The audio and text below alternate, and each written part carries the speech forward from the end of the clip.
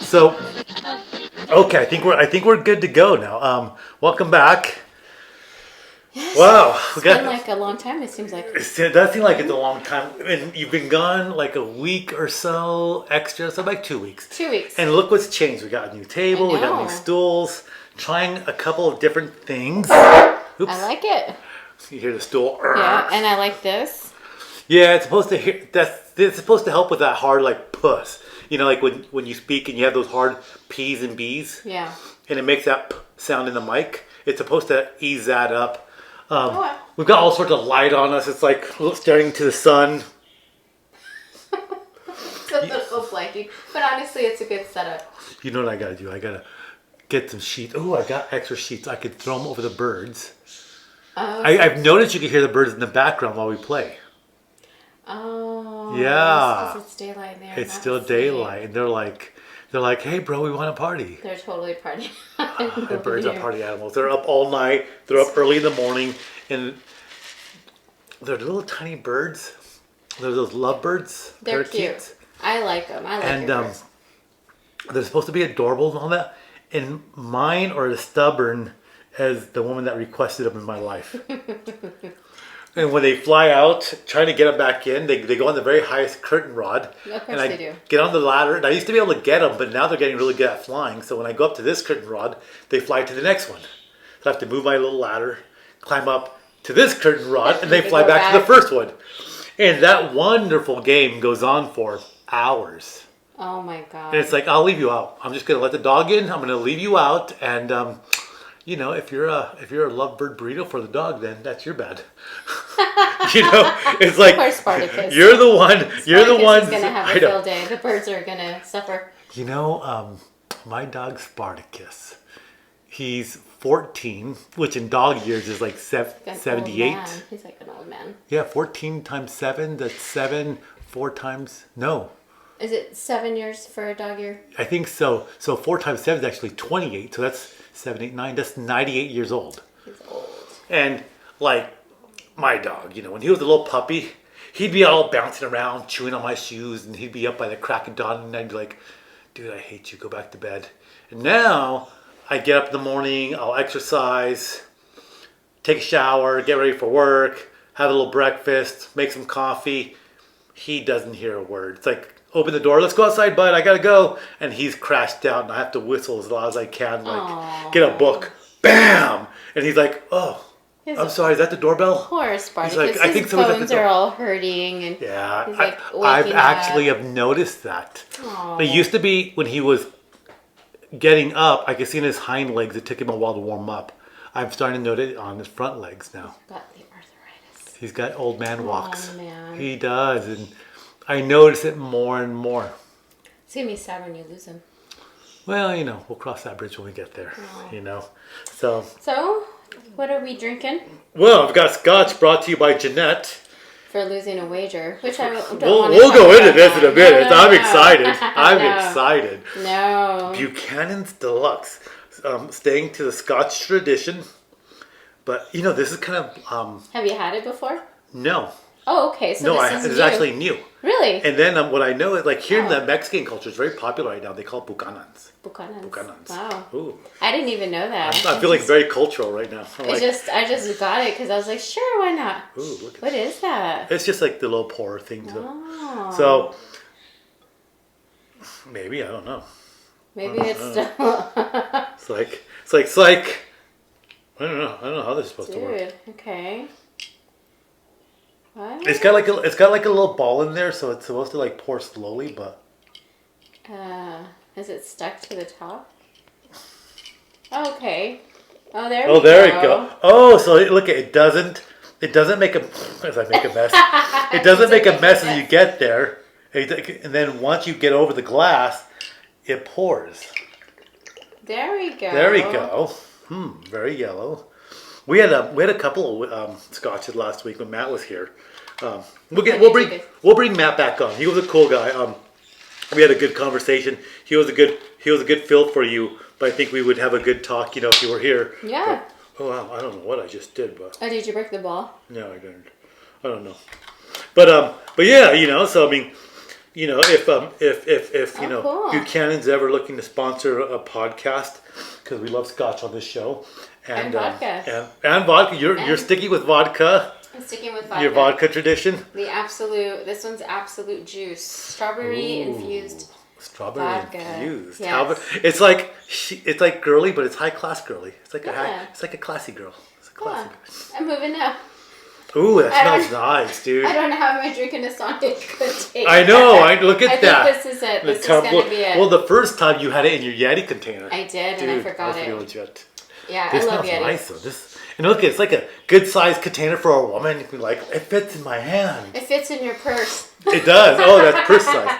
This is purse size. You can get the big bottle, but I think like just to try it because I was a little iffy about the juice. I think you're like me though, because you have your Sprite and you have your juice. Yeah. I have my Bang here. I've been big on the Bang, and right now I'm on the Blue Raz, and then I have a cup of iced tea, which you know anything about me? I drink tons of iced tea. Yeah, it's like my to-go drink. But so all right, bro. All right. Cheers. Here's to another good podcast. Cheers. Good cocktail. Oh. Is that good? It is. It's I wish I knew more about the different taste profiles of scotch. This one's definitely a lot different than the ones I've been having. Interesting. Well, it's good though. It's good for me to know so I can put it in my bar. I'm trying to determine, it's not as smoky. There's something in there. I don't know if it's peaty or I don't know what that is. I don't know what makes Buchanan's very unique. You know what I mean? Yeah, it's got a different taste than what I've tasted scotches. Well, this is a blend. I don't know if the other ones I drink are blends or if they're single malt. I wasn't sure. I don't know either. Yeah, there's only one way to find out, right? And it has like a little red medallion on it. It does. Well, like an emblem. Right. Well, being from Scotland, it's got the traditions. They have their crests and all that stuff. It's very cool. So yeah, and so this one, I mean, who knows how old the company is on this? I saw your Three Monkeys one that you had last time. Oh, that was good. I saw it right next to it, and I was like, I'm in the right. Yeah. I'm in the right vicinity. You don't want to touch your mic because people will hear a boof. Okay. Yeah. So if you hear a, that's Jeanette's fault. It was. I got so excited about it. It's interesting though because we have like this screen where we can really see each other. It's like your tendency is going to be to look at the screen, right? Yeah. That's what I'm doing. Yeah. So I'm like, okay. huh. Yeah. Well, I mean, it's okay. It's okay. Yeah. It's a work in progress. I mean, you get this going and you try to figure it out, and it's like, I swear I'm going to kill those birds. I've already tuned it out. Have you tuned it out? Yeah, they're tuned out in my mind. Oh, are they tuned out? I can't even hear them. It's like the ghost. I've tuned out the ghost. The banging, the clanging, drawers flying, and everything. I've tuned out my birds. You still can't tune those out. 5 in the morning, I'm trying to wake up, and they're like blah blah blah blah blah blah blah. Why didn't you put a blanket over them at night, or like a sheet? I figured they could see the stars. And you're being so kind. They're just annoying and at maybe, night. I'd be upset at night. Maybe that's too much. Maybe a what do you call it? An owl perches right outside the window, and they're scared, oh my god, this guy's gonna eat us. What if they're sleep deprived and the reason they chirp so much is they're going insane? I can tell when they're mad because I don't feed them. Really? I can tell when they're mad. They have this, you're ignoring us, we're hungry. Oh man. I'm almost tempted to go throw a sheet over them. Let's try the experiment. We're gonna try the experiment. I'm gonna throw a sheet over them and see if they quiet down, alright? I'm kind of curious.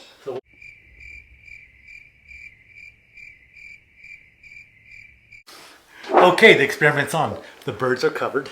I don't hear them. I don't hear them at all. That was fast. I know. We'll see if they talk during the show. So the birds are covered. This is an experiment here to see if they pipe up because in listening to our first 3 podcasts, I can hear them. Yeah. But because they're my roommates, I hear them. You know what I mean? And I'm all talking to you, and I hear peep, peep, peep, peep. I'm like, oh, I'm gonna kill those guys. I'm surprised it's fast. Instant. They're going to bed. We're gonna go over there. They're gonna be all snoring away. Yeah, they're in bed. Dude, wow, that's crazy. That's crazy. Something to it. You that have worked to put fast. A sheet over. I wonder if I throw a sheet over my dog if he'll go sleep. No. So you went to Roswell last week? New Mexico? I went to Portales for a college reunion. Oh, nice. Did you make a man out of any young lad out there? And No, did you not pluck this their time around. flowers? Pluck their flowers, Jeanette? No. It was about I hanging was out. telling Matt, I was like, Jeanette's on a mission. She's going to slay just She's scores just gonna of go men. She's just going to go through the whole town and work She is. She's way gonna- back to Las Cruces. She's going to make a man out of Eastern New Mexico. Men, real men. Real men. Suddenly, all the men out there are in 2021, they all started looking like Marlboro men, and they all started smoking cigarettes and drinking strong whiskey. And, Strong whiskey. you know, sociologists everywhere, psychologists all want to know what happened. Why did men get so hard in Eastern New Mexico? And little do they know, Jeanette passed through. Well, when I think about myself making a man of all of those young people out there Yeah. of age, Of age. clearly Whoa. of age, Whoa. Hey. I imagine I would teach him some manners as well. So Oh, okay. Yeah. Gentlemen. I'm gonna Making gentlemen. I'm making gentlemen out in the Making world gentlemen. Interesting. to show them how to treat the ladies. Well said. Here, I will drink to that. Jeanette making gentlemen in the world. Two gentlemen. The gentlemen. Gentlemen. Did you ever watch How I Met Your Mother? Yes. There's that one thing where they get drunk and they're like, the gentleman.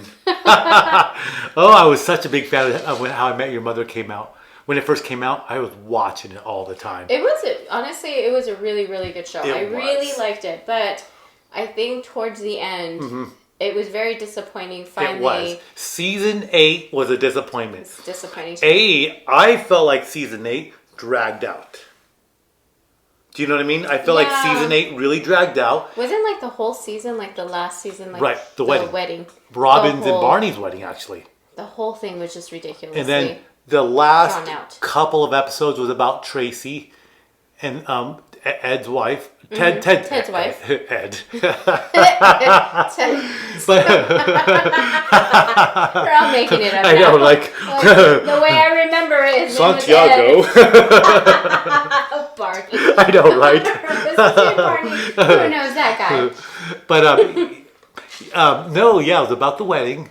Uh-huh. And then you finally meet her towards the end. And then the plot twist was she dies. And on the last episode, Ted gets back with Robin. Which to me, I think was a cop-out. I felt like it was a cop-out too, I felt right? like, something should have happened in the wedding where Oh my he God. interjects and he ends up with Robin instead of like going through all of these hoops. So, okay, I don't know. Because it was already established that Robin couldn't have children. Like in a season before or something. True, okay. So it was established that she wasn't going to have kids. Barney didn't want to have kids. He ended up having a daughter, which straightened his world out. They got together. I would have liked to have seen a couple of things happen. Either Barney or Robin stay together. Mm-hmm. I was thinking about this the other day. Like, I don't know how many years after How I Met Your Mother ended, but I was thinking about this. And I was thinking, like, how cool would it have been if Barney and Robin splits up and then Barney gets back with Nora and he ends up with Nora. Because I really liked her. Mm-hmm. She was like that English accent woman, beautiful, dark hair. Yeah. And he really liked her, but then he like copped out on her when like he thought he was going to hook up with or get back with Robin, and Robin was a psychologist, and he broke up with Nora, and Robin didn't break up with the psychologist guy. It's a guy that plays from White Castle. You're talking about Harold and Kumar. Yes. Go to White Castle. Which is the Indian one? Is that Harold? No, it's a Kumar. Harold is the Chinese guy. I have no idea who's who. I don't want to say Chinese, but he's of Asian descent. Yeah. But it's the one that plays the Indian guy, the dark skinned guy, right? Yeah. He's the one that played Robin's shrink in How I Met Your Mother. She was with him. She was supposed to break up with him, and Barney and her were to get together, but she didn't. So Barney broke it off with Nora. I would have liked it, like, after everything was said and done, he ended up with her. Mm-hmm. I thought that would have been cool. And I would have liked Ted just to end up with his wife. I didn't like it that she died, and the last, like, episode or so was, kind of like his memories of her. Do you know what I mean? Yeah, I didn't like that either. I didn't like that. Honestly, yeah, he could have just ran off with his wife and just been happy, but they just kept, I think the whole thing is... I think somewhere down the line, I think they made a mistake by his obsession with Robin. So they were trying to like work that in, maybe. Yeah, because it was like, well, too bad. Then they should have. Yeah. They should have put clues throughout the whole show that he would have ended up with her. He would have ended up with Robin. And the fact that the kids were like, this isn't a story about how you met mom, dad. It's about how you've always been in love with Robin, Aunt Robin. And I was like, I didn't like that. No. I just didn't like it. Well, because the whole thing was focused on him loving Robin. And then, like, towards the end, it's like, oh, yeah, I guess he should finally meet his wife. It's like, really? But throughout the whole show, they had all these little clues, like the umbrella, and they had, like, just little things along the way. I like how they met at the station. Yeah. And them meeting at the station was centered around the umbrella. About how she lost her umbrella at a St. Patrick's Day bar, at a bar at a St. Patrick's party. He found it. She never thought she would find it again. It had her initials, TM, for Tracy something, which was Ted's initials. And so they connected over the umbrella there at the train station. And then they kind of ended up going together. You know what I mean? I just didn't like the way they killed her. So mean. Why did you have to kill her? She's on for one season, and then you guys kill her at the very end. And the whole story's about her. The whole story's about her, but yet it's about how he's in love with Robin. It's disappointing. Big disappointment. So I'm digging this lion here. Where'd you get this? Good call. I like it. Did you recently get this? No, I've had that for a long time. I like it. So I've had an interesting story with lions growing up. Yeah. A quote unquote nickname name in high school revolved around a lion. First tattoo involves a lion. Nice. And then years later, I was in Jamaica. Checking out the waterfall, did the bobsled thing down the mountain and all that, and did some of the stops on a cruise, which was cool. And an old man comes up to me. Old Jamaican man. He's black. He's got this big old beard. He's a tiny little frail thing. And I hadn't shaved, so I had a big old bushy beard. And he walks up to me and he grabs me. He goes, and he looks like right into my eyes. He goes, "You are a wise man." And he starts brushing my beard like this with his hands. He goes, "In my culture, you are a wise and great man." He must have been high. He must have been off. I mean, it's cool though. I mean, right. But still. And so then he reaches down and he gets this lion. And he gave you this lion. And he says, "You must take this lion." Interesting. That's really funny how the lion correlates with everything in your life. With many, like symbolically, many things. Yeah. And if you believe in symbols, and so what I say is, I don't believe in coincidence. I think things happen the way they're supposed to. So people are like, "Oh, that's coincidence." No, I believe that. I think I'm destined to. It's already played out. I'm just going through the motions. It's not played out, but it happens the way it's supposed to, right? Yeah. So I believe in what they call the synchronicity of it, how things are connected, and how things do play out through this connectivity.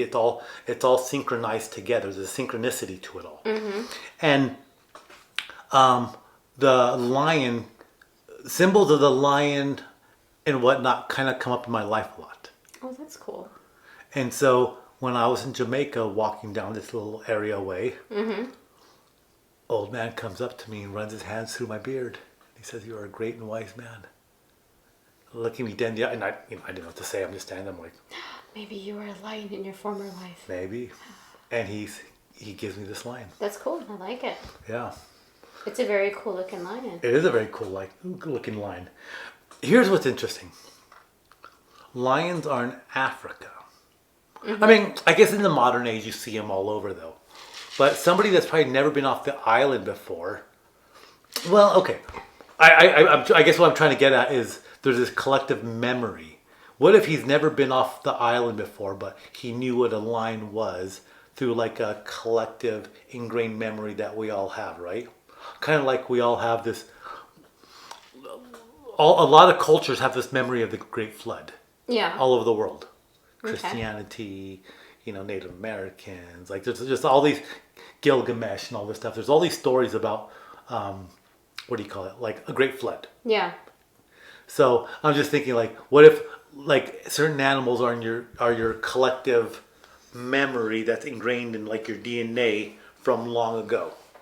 Like, this is a very interesting lion. It is. There's no, like, it's obvious. It doesn't look like it's been made by a company. It looks like it's been carved. Right.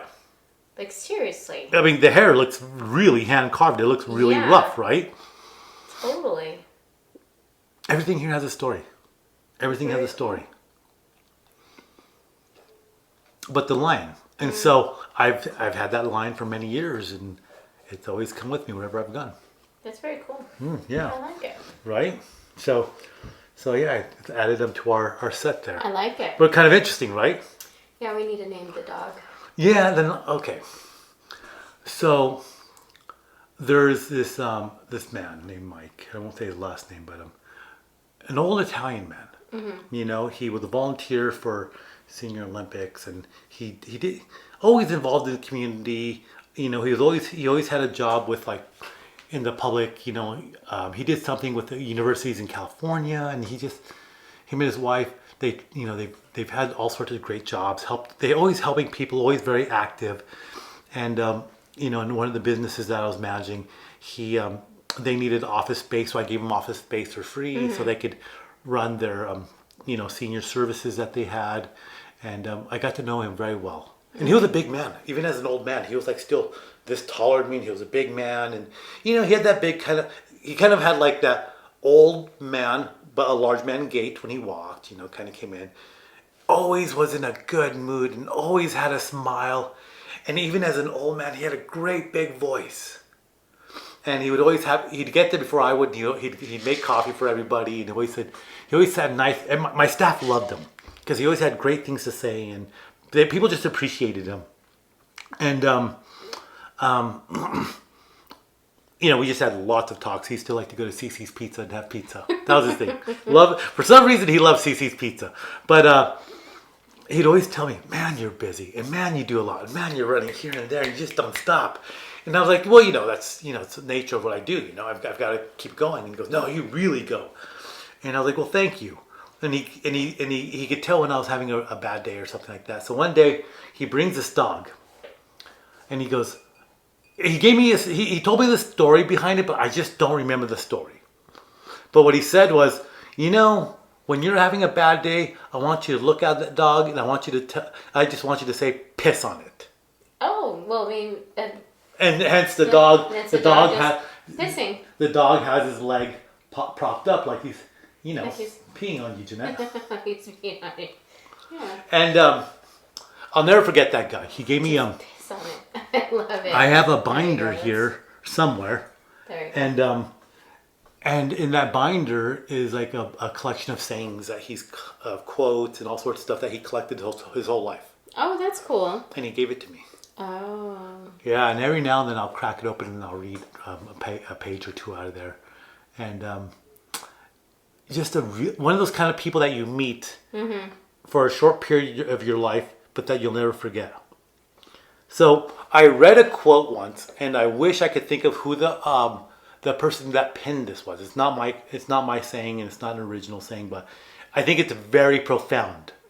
What is the saying? Do you remember? I do, because it's one of those things that you know, there's so many things that define our lives that we hear, that we see, and this quote is one of those things that, you know, it's going to end up defining my life, you know, when I'm an old man or something. But what it says is, you die twice. Okay. You die the first time when you die. Mm-hmm. But you die a second time when somebody says your name for the last time. Oh. You know what I mean? Yeah. When you've been forgotten in the world. Right. And think about, for 99% of the population, they die the first time when they die. Mm-hmm. And for, like I say, 99.9% of the population, their name is uttered in their memory for the last time, probably within 5 years. Do you know what I mean? Yeah. I thought I heard something, but no. But yeah, your name is uttered for the last time in your memory. You know, somebody referring to you, probably for the last time, somewhere within that 5 years. Because all your peers are going to be the same age. Oh, yeah. People that you're close with, family, they're all within the same, age frame. Your grandkids, great-grandkids, they usually don't talk about grandma that much, great-grandma. So realistically, the memory of you ends very quickly. So 99.9% of the people that's ever lived, they died the second time relatively fast. Yeah. But then you think of the greats. People still say names like Julius Caesar. He'll never die. Alexander the Great. He'll never die. George Patton. George Washington. Like, you think of all these people that have come before us. And I could probably make a list of 100 people, right? Of all the greats.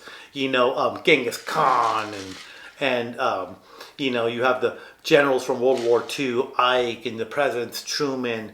And, for all the names I could think of, like, if I wrote a list of 100 people, how many billions of people have come and gone already? Our current population is over 7 million, billion, with a B. How many people over the last thousands of years are gone? And nobody will ever remember them. They never did anything great. They never did anything significant. Maybe they did in their, to who it mattered. Maybe to the ones they loved. But on a large ground scale. Well, and I think that's, I don't know if people fear that. I definitely don't. But, some people do fear that. Yeah. If they don't leave their mark, that's it. That's it. And, I think that everybody makes a small impact in their life and in someone's life. But, no, how big of an impact is what determines how long they're going to The movie City Slickers. That's a good one. With Billy Crystal. Yeah, Billy Crystal. And the old cowboy guy. And he says, the old guy tells Billy Crystal, "What's the secret of life?" And he's like, "I don't know." He's like, "What's the secret of life?" And they're all talking about the secret of life. And the old man says, "This." And he always told him, "This is the secret of life." And he always holds up his finger. And I like I said, I'll probably butcher it again, but him holding up his fingers amounted to that one person that you love more than anything else in the world. That's the meaning of life. Just that one person you love more than ever? That one thing in your life that you love more, that's more important to you than anything else in the world. That's the meaning of life. And that one thing is different for you than it is for me than the next person. But what's iconic is him holding up the finger like this. And that's the, connecting. Yeah. You know what I mean? So what will be that one thing that defines your life? What is the meaning of your life? And what's the meaning of my life? You know what I mean? Yeah, that's interesting to think about. Yeah, and we all think we all know it. We're in our 20s, or as we grow up, we all think what it is. And who's to say, like, what I think is the purpose of my life right now is going to be the same thing in 10 years, in 20 years. Oh, it's definitely not going to be the same for me in 10 years. Yeah. There's no way. Right now. No. I think the meaning of your life is still going to be making men out there. Oh, really? Yes. Is that what it is? Yes. Maybe I can write a book. I know, right? Write a book about it. I don't know if you sponsor this podcast, but if you do, here's to you. I just... I always have to throw that out, right? Right. Like, well, we should try. I know, right? At least we're trying. Throwing it out there. Strongly worded letters. I mentioned you in my podcast on the 4th episode with maybe like a whole handful of viewers. We're throwing all of these products out there just in case maybe someone will get. It's funny because I'm watching the Truman Show. Uh-huh. And on the Truman Show, like the whole premise is like Jim Carrey plays Truman, and they're saying they don't make money off of the show anymore because it runs 24/7, but they make money off the placement, product placement. Mm-hmm. And so whenever, like when Truman and his wife get into a fight, she holds up this cocoa and she goes, "Why don't I make you this certain brand cocoa? It's better than all the rest. It's made with real cocoa from such and such place." And he's like just sitting there. He's like, "Who are you talking to?" He's like, "Who are you talking to?" And so whenever in the show, she's always doing like product placement. She goes, "Why don't I buy you that new lawnmower?" Whatever brand it was. That is hilarious. So that's what we're doing. We're doing product placement to entice people. You never know. And this time I brought out the things that actually made my cocktail I know, you like... Just in case I, need to create one in front of everybody. I think this Simply Lemonade's made by Coca-Cola, but I wonder how they would feel about it if you're like, I use this for only the best cocktails. They're going to come out like, no, we are not promoting drinking using our lemonade. And this really this small container of Simply Limeade will make a definite summer drink. You just put this and it fits in your purse. Fits in your purse. Everything with your vodka. Everything Jeanette has here is purse sized. So, and maybe next time I'll bring my purse and take everything out of my purse. It fits in your average sized Michael Kors purse. And your Michael Kors. Oh my god. Oh my god. We're horrible, dude. I know we are. Crazy. Okay. So I wanted to steer this conversation into 190 degrees and go in a completely different direction now. Honestly, you know what I think we should talk about? What do you think we should talk about? The thing we saw the other night. Yes! I was going there. I was going there. The thing we saw the other night. I was totally going there. Good, because, this isn't one of those supernatural type shows. Right. Which we've said. We said we're not Bigfoot hunters and we're not with electromagnetic readers and be I got a temperature change. I mean, we could. That would be fun. Don't get me wrong. That would be fun, but coincidentally, when we hung out the other night, and we came out of the game. Right. So we were at this restaurant. Mm-hmm. I got some food. You were having some drinks with some friends. We were, I got there late, and then we were walking out. And you're talking with your friend Jessica, and we're just, shooting it and just blah blah blah blah blah, dricka. Mm-hmm. And I remember I said, "Hey, look at those two lights." And we both looked, and we were like, "Oh." And they were bright, and they were hanging there, and you could tell they weren't in the mountains. And there's no cell phone towers or anything in that direction. Nope. They weren't street lights. They were too high in the sky for them to be anything like that. And they were very super bright, and they were... They draw your attention, right? And they were just hovering. They weren't all over the place. Did you see them? Did you see them when they faded out? Yes. One flickered out before the other. One went out, then the other went out, and then one flickered back on. Because I was taking a picture, and I took a second picture, and I looked away, and when I looked up, they were gone. And it's curious, you can see it. You can see anything in the sky. It could be anything. It could be absolutely anything. But they weren't moving, so it wasn't anything like a Chinese lantern. You know what I mean? There wasn't a helicopter. Nothing like that. And plus... That would have been too small. I can't help but think this is a little bit bigger than it was like average. A big dot. Yes, it was a big dot in the sky. Yes. But, so, I made a comment to you. And I said, because I said, oh, look at the lights. There they are. And I said, and you're like, oh my God, what are they? And, your friend's like, oh wow, what are they? Da da da. They weren't moving. They weren't zigzagging. They were just there. And I said, I see these lights everywhere. Yes, you did. However, did say that. I always see them in groups of 4. Oh. I always see 4 of them. And from that location, I always see them north of town. So that's the first time I've seen them there. But there was only 2. But we did see them. Yes, we did. Very curious. So, this conversation could go in many ways. Okay? Because, we're by White Sands Missile Range. It's the largest test facility in the United States. We have a NASA station here on this side of the mountains. We're about 45 minutes north of Fort Bliss. Mm-hmm. Fort Bliss is one of the largest military installations in the United States. North of us, we have Albuquerque Kirkland Air Force Base, which was actually home of the first atomic bomber squadron in the United States. And then we have Los Alamos Labs even further north. Further north. Even Holloman Air Force Base. That's where they tested the stealth fighter when stealth technology was first developed. And so you have all sorts of stuff. I mean, we're 35, 40 minutes north of the border even. You could throw that in there. Well, and I know that things have happened. I mean, in living in Cruces all of this time, I've heard the sonic boom twice. Oh, right. And it crazy, yeah, right? And cool. It rattles everything. It's like, what the heck?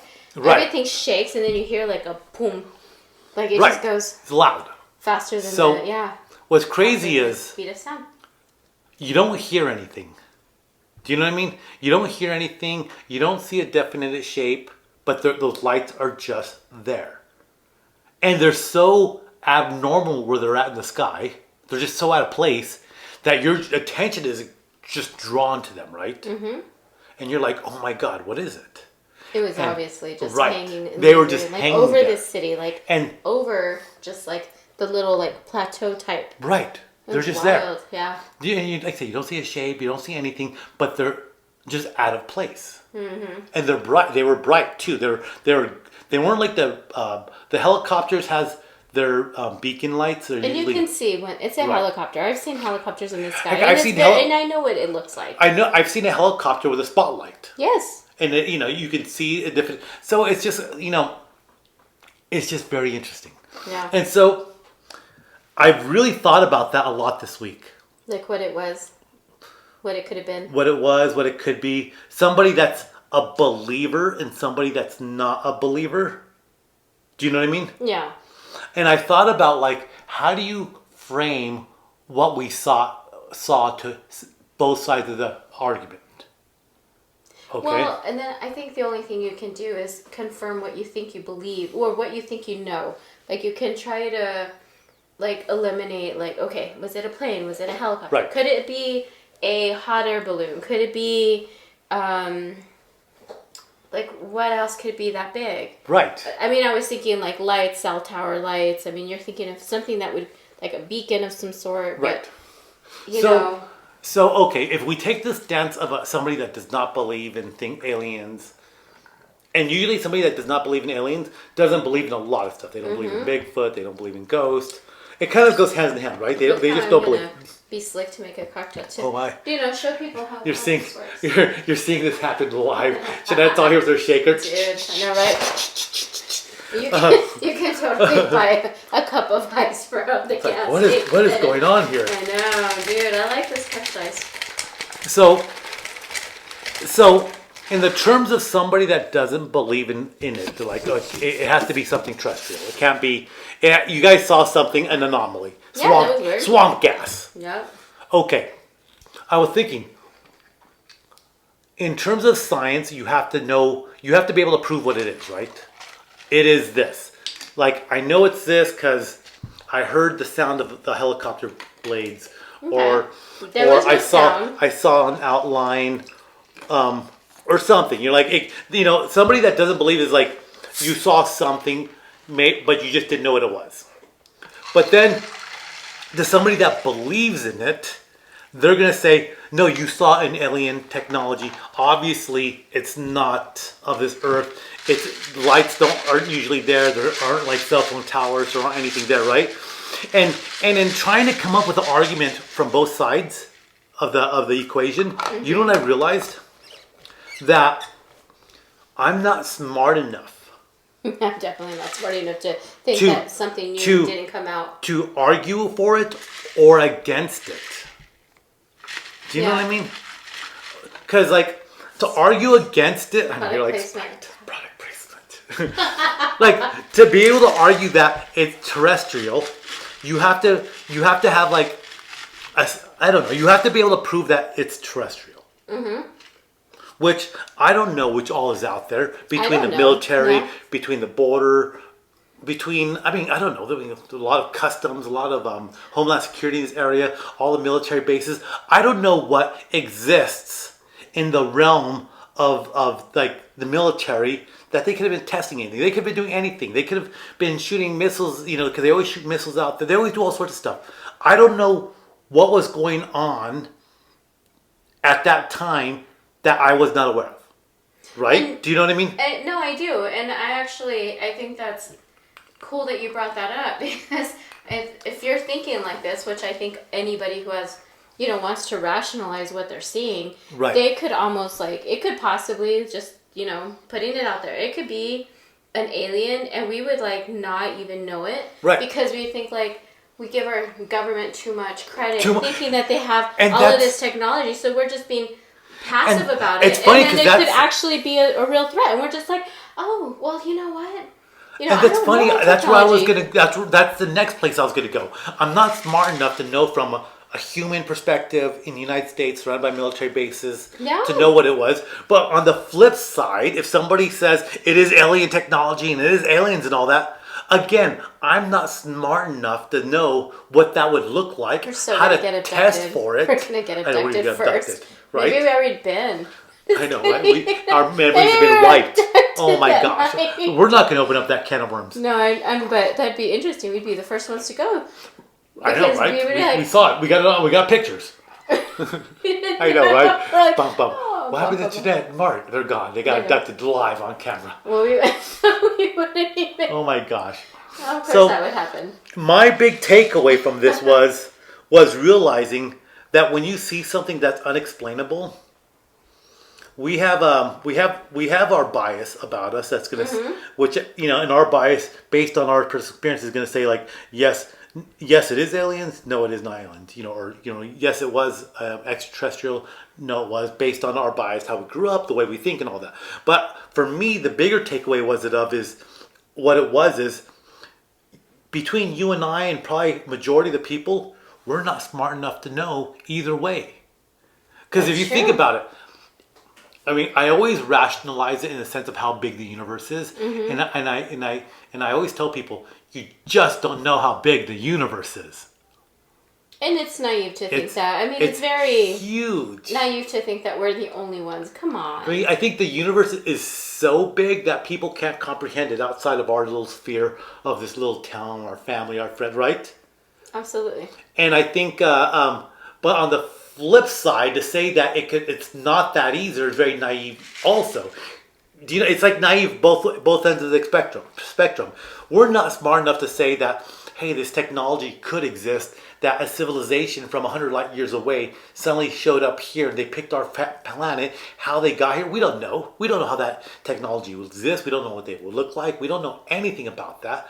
But does it mean it doesn't exist? No, because it's way beyond where we are technologically thinking, and based off our experiences. Yeah. But on the very opposite end of the spectrum, to say no, it could not be alien life. Again, we're not smart enough to say like, hey, it's not, because the universe. We have to give the universe in life credit, because the universe is such a grand scale that that it's just so hard to comprehend. There was this thing they did to show you how big the solar system was, to kind of put it in your brain how big the solar system was, right? So to kind of just give you an idea how big the solar system was, right? So they say pretend the sun is a basketball, Okay. okay? And so you have to put that ratio just to mine alone. What the ratio is, right? Yes. Like But then you also have to think about like what the sun, the scale of the sun to a compared to your basketball. planet. Well, think about basketball, it. Think and about it then- to a basketball. Yeah. How many trillions of basketballs would it take to make the sun? I mean, just that ratio alone, right? That's not like a 1-to-1, a 1-to-2. That's like a 1-to-1, 0.0000000. Are we comparing this The sun basketball sun to the to to our solar the system. court or to the world? No. I'll get there. Okay. So they did this experiment, and like I said, I'm going to butcher because I don't know the exacts of it. I don't remember the exact details, but it was to kind of to give you an idea how big the solar system was. Okay. So if you go to the football stadium here, and you put the basketball, saying that was the sun, and you put it on the goal line, and imagine this basketball is only this big, and the Yeah. sun's like, right? That alone kind of should just Blow your mind, yeah. right. So within the 5-yard line, Okay. you find like Mercury, and I think Mercury was actually within the 3-yard line or something like that, regards to where the sun is. That's how close in relation Mercury is to the sun. Okay. And then you had like the Earth. The Earth was something like between the 5 and the 10-yard line. Okay. And then you had Venus, and then you had. Let me think here, and I've got to think of the proportions of this. So you had all the inner planets fit on the football field. Okay. Okay, and So we're relatively using close. the The football scale field. of a football Right. field. Okay. Okay? Then you go to Jupiter and Saturn. And Jupiter and Saturn end up being somewhere going down I-25 in relation to where the basketball is on the goal line. Oh, okay. And then Uranus is even further out. So just to give you an idea of how big the solar system is, if the sun was a basketball and it was our goal line, the planets all would be with, like the inner planets would all be like within the 10-yard lines. And then you go way outside of that, you have Jupiter, then you have Saturn, then you have Uranus, then you have Pluto. Pluto in relation to the sun, just, Pluto's like way out in Phoenix. That's crazy. If the sun was a basketball on the goal line here at the football stadium, Pluto was like way out in Phoenix. That's bananas. And you're talking Pluto would be like a pinhead. Yeah. You know what I mean? The fastest man-made objects are Voyager 1 and Voyager 2. To get outside the solar system going faster than anything else we've created, it took them like 30 or 40 years. That's bananas. You know what I mean? Like, yeah. So, and I always bring up those examples to people to kind of to put it in perspective. That's what I'm really put it in perspective of really just how big things are. And that's just our solar system. So God knows what else is out there. You would never see it in your lifetime. To travel would be impossible because you'd die before you could even make it. And your grandkids maybe. Let's say you were to carry your family. And so you think about how big the universe is, which is beyond infinite, which is beyond what we can comprehend. We just have an ant's life. Right? We just have an ant's life. I know. So think about life out there. An alien life would exist out there. They have the technology to go across the universe, not even the universe. Let's just say the galaxy. We can't travel past the galaxy. We barely sent these 2 satellites from the 70s outside of our solar system, barely this decade. So we see these 2 lights. We don't know if they're alien. Their technology is so beyond us for us to say like it's an alien or not alien, because it's so beyond us. Do you know what I mean? Yeah. So it's like, how can you and I make an argument that it is alien or it's not alien? But it was still definitely unusual. It was unusual. It was unusual, and I can't tell you for a fact it was an alien, but it is kind of interesting in a way that if you ever watched Paranormal Caught on Camera, right? They talk about like not only just ghosts, they talk about like all aliens. Sorts of stuff, yeah, I mean all kinds of interesting things, and I mean it kind of bends your mind. And if you're a believer, then you're going to get wrapped up in it. But I'm a pretty skeptical person. I'm very skeptical too. I like to. I really try to take different perspectives on it and not pigeonhole myself. And I think people that argue for or against things like aliens and ghosts and Bigfoot, I think they very easily pigeonhole themselves into one side of the argument or not. Well, I'm definitely not running around Las Cruces like saying, we saw aliens. I mean, because God knows what we saw. Oops, who knows? There we go. There's a thud. We have no idea. We have no idea. But it was out of the ordinary. It wasn't anything I've ever seen or anything I can justify in my mind what it could have been. I mean, it could have very well been terrestrial. Again, we have military testing grounds, we have Fort Bliss, I just have a feeling that we're going to be the first ones abducted. We're going to be the first ones. We're going to be like, we're going to be abducted. We're going to see an alien and be like, wait a minute, are you wearing a suit? Right. Yeah, exactly. It's like, oh my goodness. Oh my goodness, that is really good. The one thing I can say, probably about aliens and ghosts and all that, there's a lot of people that say they've seen something, and there's a lot of videos out there.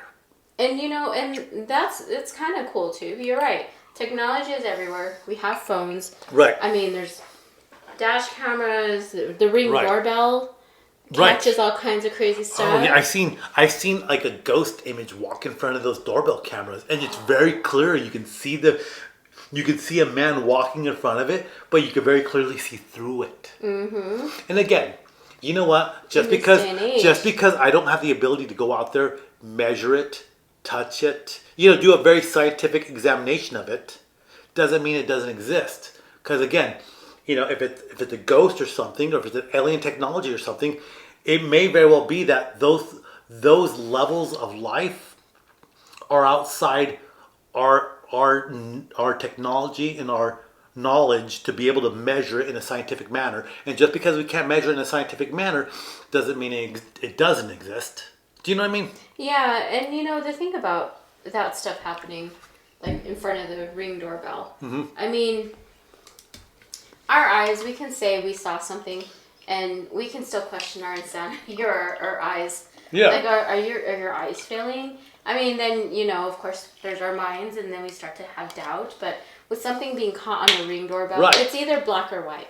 It's either there or it's not. Right. I mean, and if it's gonna glitch out, you're gonna see evidence of it glitching out. And I think if you're trying to argue for or against it, it behooves you to say like, is it what's causing it? Is there lights outside? Is there like floodlights? Is there reflection? I mean, you have to eliminate all these things. Oh, totally. And just like we heard noises in the place I work. Yeah. It's like, what could it be? Is it the building settling because there's a basement? Is it like water lines that shake or something? Is it the HVAC? You have to eliminate all that because all those things do make noises. The settling of the building settling used to scare me as a kid. My parents had a house that had a sub-level and the floors would creak, and as a kid I'd get so creeped out. Crazy creeped out. But there we go. I was like, what's that? Oh, you can't see it, but our TV flickered there. I was like, dun dun dun. Dun dun dun. We have a ghost. Oh my gosh, there's evidence. But yeah, so you have there's just way too much to like. There's just way too much there to like. You have to really do due diligence and eliminate everything that it could be, and you have to be honest about it. And then you also have to be open-minded to say, maybe it is something out there that we cannot possibly measure and read. You know what I mean? Yeah. I just don't think that in this day and age, with as much knowledge and as much technology as technology is advancing, that people would still be able to say definitively, without a fact, it is this or it's not this. I think you have to keep an open. I think you have Sure. to keep an open mind, Right. because if you don't keep an open mind to stuff like that, honestly, religion, in my opinion, wouldn't exist, because Right. that's based on pure faith, and that's something that you're not seeing. Right. So I mean, if people can believe in, the higher power and the divine, Sure. and I mean, are we really going to be like closed off in our minds to possibly like open the possibility? Right. But of course, I mean, who knows? Who knows? I mean, it's fun stuff to talk about. It's interesting, in my opinion. It is. And I like watching those shows too. I like going out there and like ghost hunting or like searching Figuring for stuff. it out. Yeah, we need to do a little bit more of that. We need to do a Bigfoot hunt. I feel like that's next level. That's work. like next level. Gila? Well, do we have? There are rumors in Bigfoot the stories here in the United States or in New Mexico. I mean, we're like an hour away from Texas. There's also legends in Farmington about we're talking about what is it, skinwalkers. Right. I mean, you have UFO legends in Dulce, New Mexico.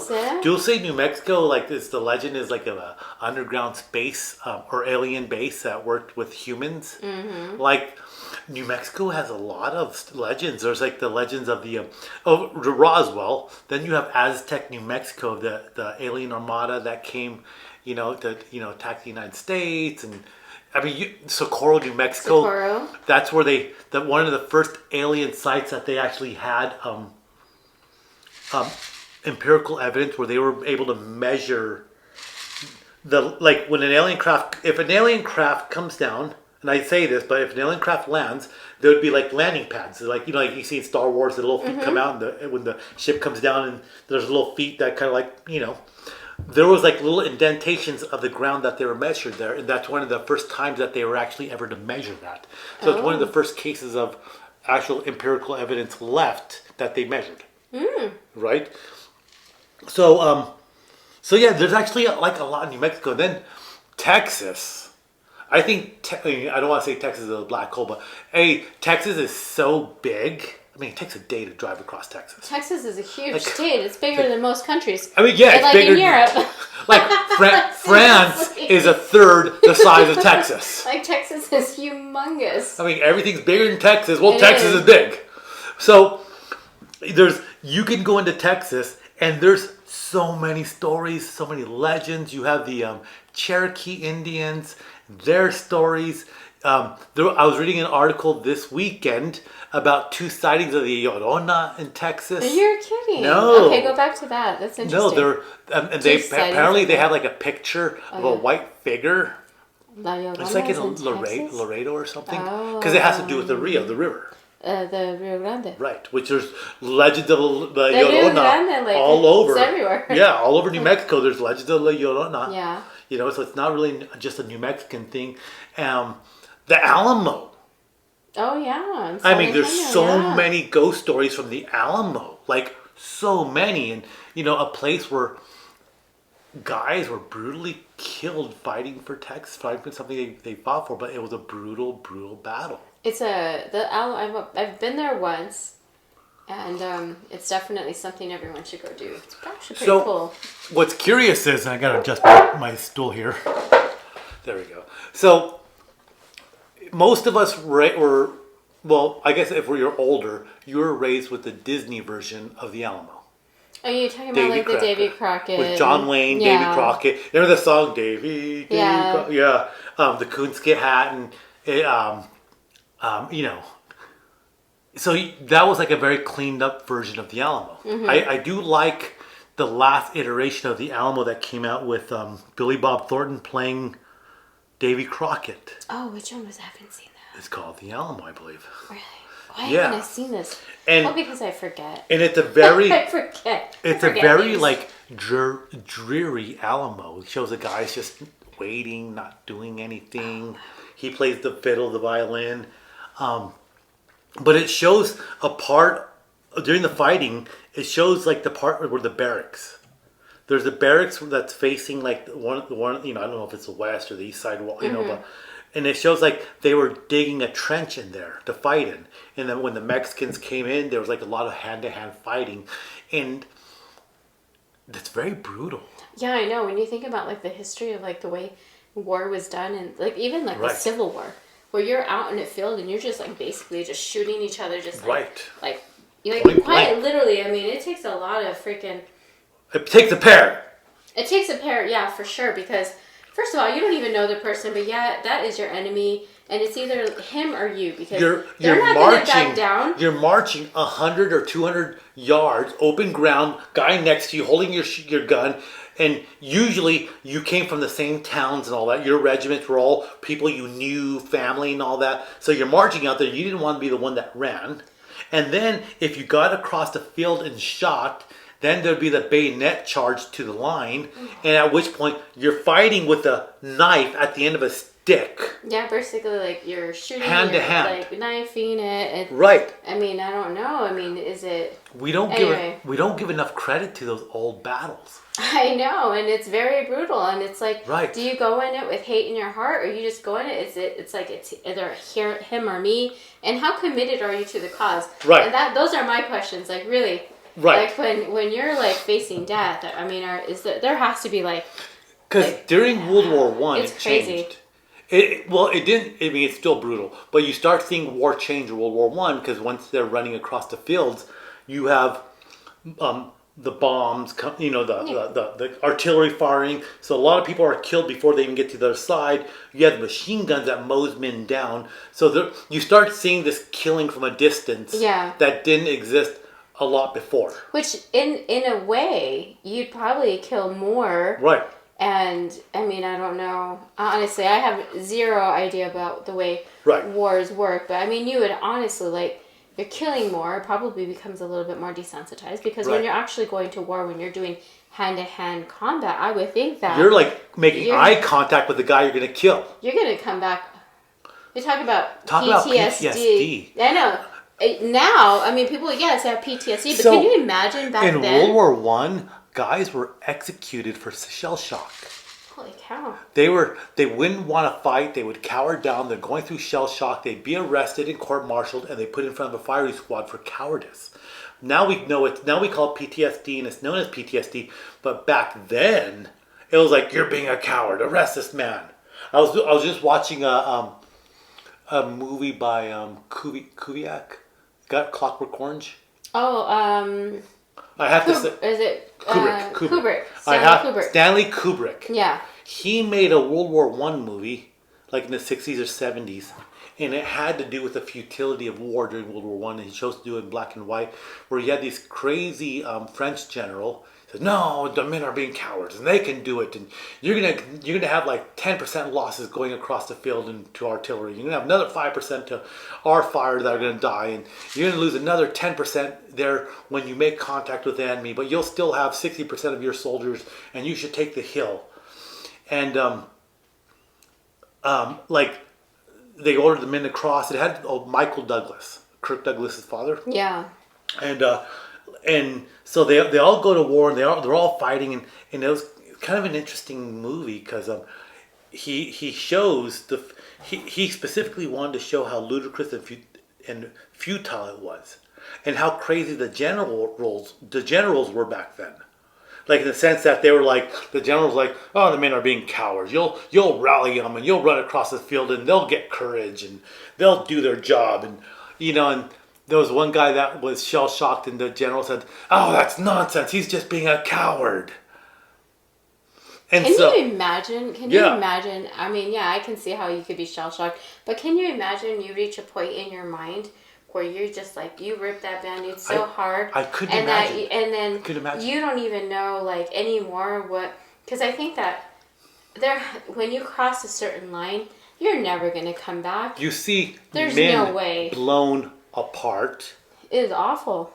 It's an awful thing. Machine guns spewing out so many bullets, such big caliber that they just cut people in half. That's one thing about the stories of World War II that I remember from the landings on Normandy about the first couple of waves. Right, they're saying like how they looked. The soldier would turn to look to see his friend, and you see his friend standing there with half of his body blown away. And yeah, it's definitely one of those things that you hear at the Battle of Normandy, and you hear about like just how horrific and just how like. The carnage, and it's not just like the old battles, and people just dying, like coming out, and like just getting into the water. Here's like, an interesting idea. Water and like having their backpacks. People sometimes didn't even make it onto the beach because they were drowning because of what they were here's carrying. Something I was listening to a podcast by Dan Carlin, great historian. His podcasts are amazing, and he has his current series called Something in the East, about Japan and World War II. And he's talking about the Marines, invading beaches. Mm-hmm. And he says, his big thing is he looks for writings in first-hand account. And so he's talking about like how we hear about the Marines storming the beaches and how brutal it was, but we don't really know how brutal it was. And he's saying like, guys that were wading to shore, and the Japan had their pillboxes and crossing fire with machine guns, which means basically my line of sight from this machine gun and this machine gun and this machine gun, they all overlap, so there's no blind spots. And he's saying that soldiers were, they're just blown to pieces. Can you imagine, like, also, like... Well, no, get this. Okay. So he's talking about, like, how some soldiers' injuries were because maybe somebody blew up, and their arm or their bone or their skull or their helmet flew at that other person hit them so hard that they got a concussion, not from the bomb, but because the buddy in front of them exploded, and their body matter hit them so hard. Oh wow! Like, just think about that. You're covered in his guts, and the thing that knocked you on the ground was not the explosion, but was the fact that his body pieces hit you so hard. It's like the fractions of all the bone, like all the I can't even like think about it. What is it, like all the... Or and he was just reading firsthand accounts of like how somebody's arm came flying across the beach and hit this other guy, and he's just like freaking out when he sees it, and he just freezes, and somebody has to grab that Marine and say, "We've got to go," and this guy's like just in shock, not because he's hit, but because the carnage is so bad. And you have landing crafts that have the tank treads. Landing crafts are coming up the beach to unload more Marines, and as they're coming up the beach, they're just running over bodies of other Marines. And they're just like looking at these landing crafts who come up running people over. And just, we miss that part of history. Well, yeah. You know what I mean? I think about, like I say, and I listen to all Dan Carlin's stuff. He talks about the Mongolians, Genghis Khan. And he talks, there's this episode where he's talking about the Persian emissary that goes to China to open up trade and all that. And they're going down these roads, and they're like, the roads are getting very hard, they're very muddy, they're very slippery. But we're walking to China. We're going to go to the emperor's palace and set up trade routes and all that. And he's talking about this Persian emissary that they see a white mountain, and they're, even though the roads are really bad, they're really wet, they're really bad. And the people in the emissary from Persian, their caravan, people are getting sick. They don't know why they're getting sick, but they're getting sick. But they're like, we'll go to that mountain over there. And as they get closer to the mountain, they see this big white mountain, and they're getting closer and closer to it.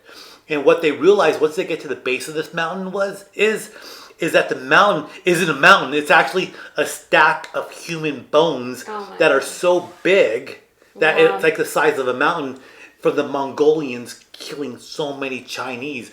And the Persians realized that the roads weren't muddy from water, snow melt, or anything. It was from like blood and carnage. That's why they were so muddy. That's why the people were getting sick, because all the bacteria and all that.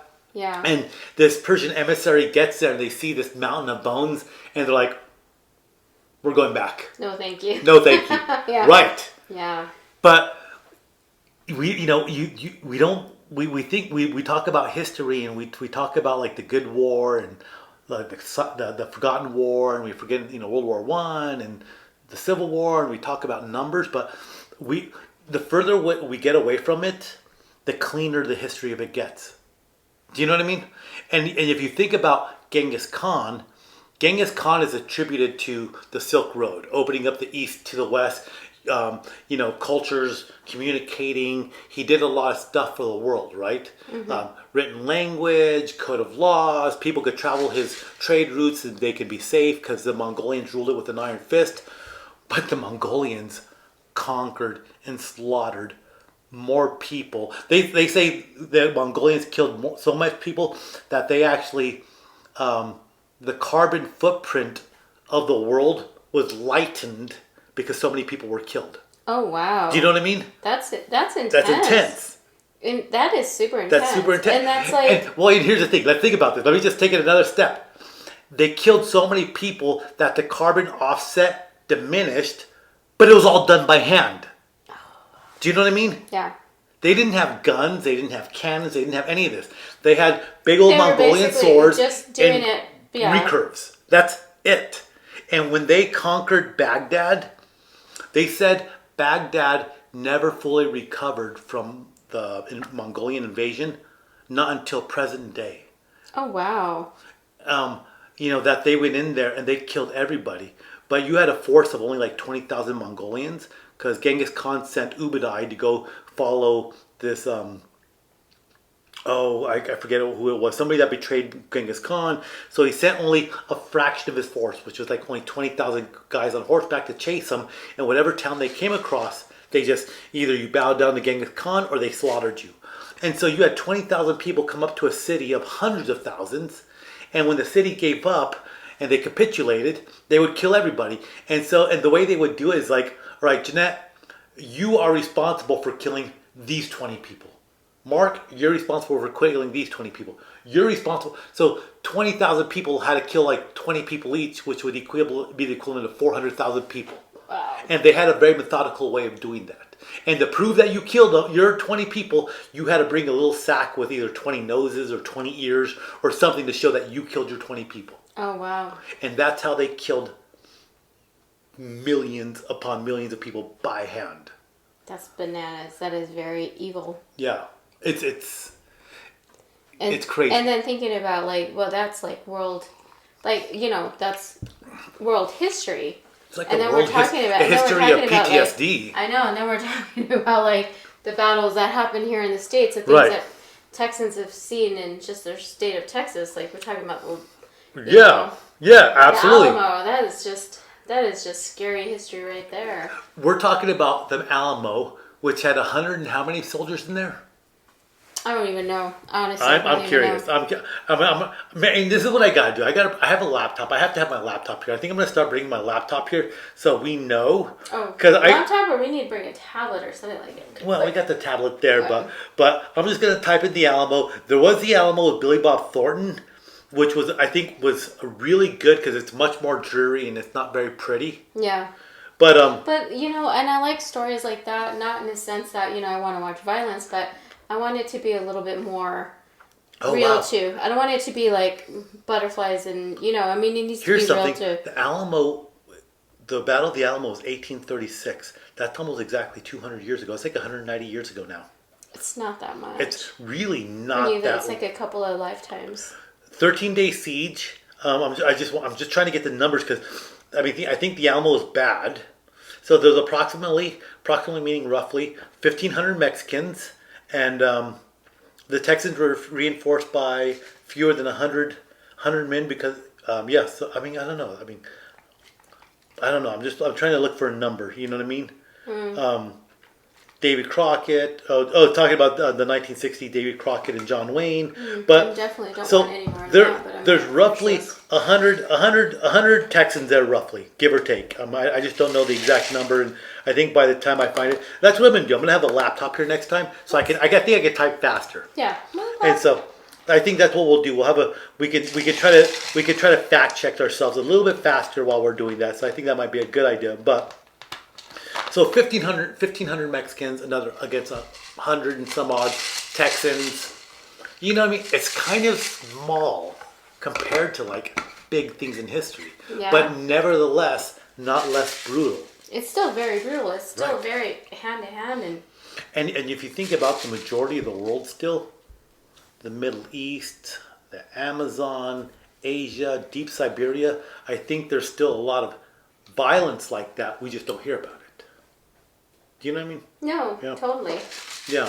So I don't know. I don't even know I don't even know where we were going with this. We were talking about aliens that led to war. Oh, and then we're talking about we're talking about like the. How did we say? Oh, we were talking about how big Texas was in relation to hauntings, paranormal. Paranormal, because there's a lot of history. There's a lot of memory imprints in areas which. They say if there's like a brutal sense or emotion or something, it leaves an imprint. Something gets stuck, something gets imprinted, and that's how they. So hauntings. If you're a skeptic and you go to the Alamo at night and you hear fighting, you see something. What does that do to you as a skeptic? You hear something, but you don't know where it's come, so you can't identify it. Maybe you see a figure, a shape that you can see through, so you can't really touch it, but you can still see it. So if you're a skeptic, what would you say that was? How would you attribute that? You know what I mean? Would that be mist? Would that be like something? Would that be fog? I don't know. Would you say Would you say a fog in the shape of a human? Do you know what I mean? I don't know. I don't know. You know what I do like? It's funny because, with paranormal and with aliens, and I keep talking about that one show, Paranormal Caught on Camera. I think we all have our shows. I have my show, and I was trying to get my brother into it, and I just laugh. And I'm addicted to the show, but I'm addicted in a way where, you see some cool stuff, but I love how the people who, the experts, what makes you an expert about hauntings? And it's so funny because they'll talk about, sometimes when, it's a bad spirit, if you talk to them in a disrespectful way, they're gonna react. And I'm like, how do you know that? It's not even proven. How do you know how you approach a spirit? How do you know? And they'll watch the video and have a comment on it. If you're an expert mechanic, you go to school, you have to take tests that get certificates and licensing and all that. You can't just go work at a reputable car lot. You have to get some sort of training. You have to have that. Right. Concrete. Right. Concrete. Yes. No. This is the way an engine works. This is how something. But how can you have a paranormal expert? That's and bizarre. It cracks me up. I mean, I may not be the only one here, but honestly, it cracks me up, and I think that I love watching these shows because I like to listen to what they have to say. Well, I like the way she approached the ghost because when she said, can I ask you that? Or, hey, is it okay? I'm in your space. Like, showing respect to the spirits. I'm like, that's bull. Oh my God. Yeah. I'm sorry, that's such bull. Oh my like, God. How do you know How this? do you know? Like, Did you go to school to learn how to measure and communicate things on that realm? Did you get a PhD? I mean, Jeanette, I'm an expert. Honestly. Okay, so we've had a couple of things happen. I'm an expert on history and on ghosts and on UFOs. And I'm also a dog whisperer because I know what my dog's feeling, and a bird whisperer because I can whisper to my birds even though they don't listen. And I'm an expert. A cat whisperer too. A cat whisperer. I'm a cat psychologist. You're a young man expert. I'm a young man expert. Trying to teach these boys to become good men. But it's a good point. What makes you an expert, though? Nothing. So, in fact, I think right now, based on our experiences seeing the lights, we're experts. We're experts. We're experts. In fact, we're self-proclaimed experts. I feel like Oprah. You're an expert. You're an expert. You're an expert. And you know what? And since we're all experts, I'm an expert mixologist too. What the hell? Did you go to school to get a PhD in mixology? You know what? I have what it takes. Oh, you have what it takes. I have what it takes. Oh, okay. And I dream big. You would be more of an expert of mixology because you can taste it. You can measure the quantity. Look at that. You can do a comparative analysis. You can measure how much of the alcohol molecule, the OH, is in the bottle. You can measure the alcohol. I could probably go to school for this. You could actually be more of an expert of quote unquote mixology than you could be of, say, something of paranormal activity because that's all just right. But I think at this point, might as well. I think they're getting good at it though because they've determined you can measure things like temperature, and they correlate temperature changes to these anomalies. They can read electromagnetic interference. Mm-hmm. That's a thing also. So they have certain devices that can pick up sounds and all that. Oh, and I'm psychic. What the heck? Oh my god. Oh my god. Mind blown. Oh my god. Oh, you're hearing it live first. I need my laptop because I need to make you a certificate to show that you're an expert. Please. And since we're at it, might as well become priests or someone. Can we marry people now? Boom. We should boom. Done. Become ministers. It's curious though. Mathematics, you have to, go from arithmetic to geometry to trigonometry to calculus to the linear math. Do you think we can find certificates to become experts in paranormal? Maybe. Do you think there's such we could come up with our own criteria because like in mathematics you have to have certain criteria.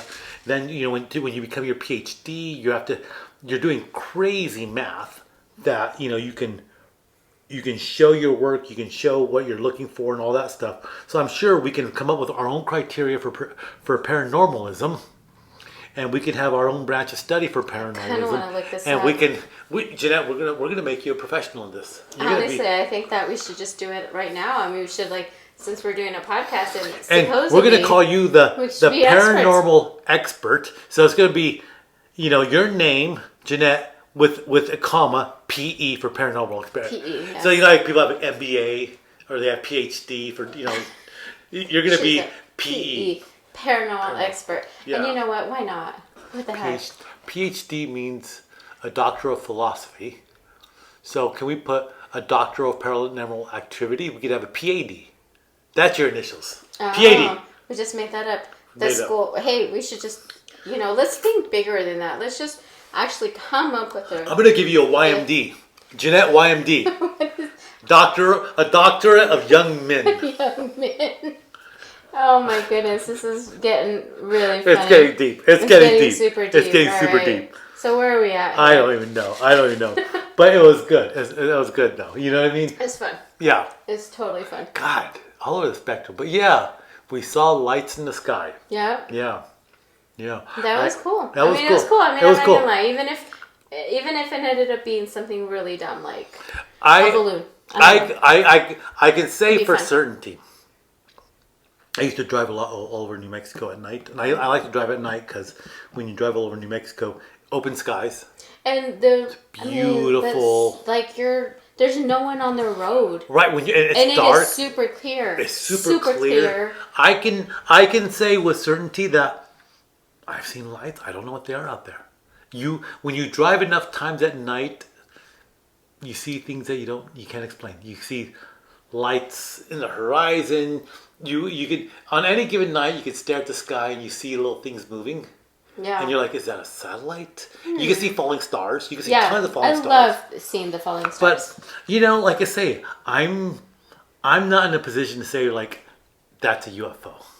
I don't know, but I'm going to be looking up at the sky. I can. My eyes are going to be. I can tell you for certain though. I've seen questionable stuff out there. Yeah. Extremely, extremely questionable things out there. But again, there's so much military in our state, and they're always testing all sorts of advanced stuff. Like and again, that's the other side of the conversation. Of the argument is, we don't know what these advanced scientists working with the military are testing. They're testing drones, like when the stealth fighter. Remember when the stealth fighter first was? They're testing. You'd see these tiny little triangles flying in the sky. You're like, is that a UFO? What is that? And then it came out that there was these. What are they called? The Nighthawks. The ones that you know what I'm talking. The ones that went over Iraq, and that we used. But back then, nobody knew that we were doing that. So if you saw these tiny little triangles in the sky, you're like, it's got to be a UFO. That's true. But like I say, we don't know, and I'm not smart enough to know that either. We don't know how advanced our own science is. Our science is, to say that we're advanced enough to travel across the universe, we're probably not that advanced. But as far as physics on the planet Earth, there's probably some pretty advanced stuff that we're not aware of. It's true. And you think about like microwave, when the microwave was first invented, and it had to do with somebody that left his food, what turned out to be a microwave. They were testing like radio waves or something, and I don't remember the exact history of it. But he had left his food next to this microwave producing thing, and it warmed his food. And he's like, "It's got to be because of this." They tested it, and it turned out to be that, and that's where the microwave oven came from. It was from like a military test or something or another. But from the time that they tested that to the time that they actually developed the microwave that we have in our kitchens that you can warm stuff. I mean, to people like 50 years ago, 60, 70 years ago, that's like, it's amazing. It's like, so you're telling me I put my food in here and it comes out piping hot, cooked? Like, there's no fire in there? No fire, but you just put it in this box and turn a dial. Because at the time it was a dial. Right? Who knows? I mean, I would love to see how big the first microwave was. It was probably something really, really big, right? I'm going to try to Google it while we're talking about it. Like the first computer. Right. The first IBM. It's like a room. They're a room. And then they're punch cards. Mm-hmm. So what was oops. Oh, I put in Microsoft. I meant to put microwave. It showed a computer and Bill Gates next to that, the first Microsoft. But 1946. Microwave oven unveiled by Raytheon. Raytheon is a big defense development company. 1946 were intended to be used in restaurants. So that's where it came from, right? So it's talking about like that they started being used in homes in the 60s. So if they were developed in the 40s, that's a difference of 20 years from the time that they started developing it to when you start seeing it at homes. That's cool. 20 years. Hey, whenever you do this, you really need to show the picture of the lights. I'm working on figuring out how to edit all that. Okay. What was the other thing? Okay, so what was so important about the computer? Do you know what's important about the computer? Like, what was important about it? What do you mean about like the way first computers? Calculate? Like you talk about the first IBM. What was so important about it? If you think about it, why? What was so important? Calculations. There we go. The calculations, right? Because they would. There was that movie about NASA. What is it called? Oh, I love that movie. It's called Hidden Figures. And until I started watching that, I didn't realize that they actually called people that did math calculators, which makes sense that we call calculators little devices now that do math, but that was actually a job. A person was a calculator. That was their job position. That to me, cool. That's amazing, and they would do that. But yeah, the computer was needed because instead of waiting for somebody to do the math, which could be wrong, it could be, you know what I mean? Human error. Right, and then you'd have to have somebody retest it. you had a device that could spit out that mathematical equation that much faster. Mm-hmm. It's kind of interesting, you know what I mean? Like, here we take it for granted. My iPhone here, it Oh my God. Phones. internet, Yeah, internet, everything. phone calls. I can play music. I play videos, but the nuts and bolts of the technology when it was first created was just to do computations, which were just mathematical nature. Yeah. Do you know what I mean? I don't know. It's just, I mean, it's kind of amazing. It kind of blows my mind. It's bananas. It's bananas. All right, so where are we here? I know. Shall we? This shit is bananas. BANANAS. So say something that would wrap up everything that we have talked about. I don't know, dude. Like,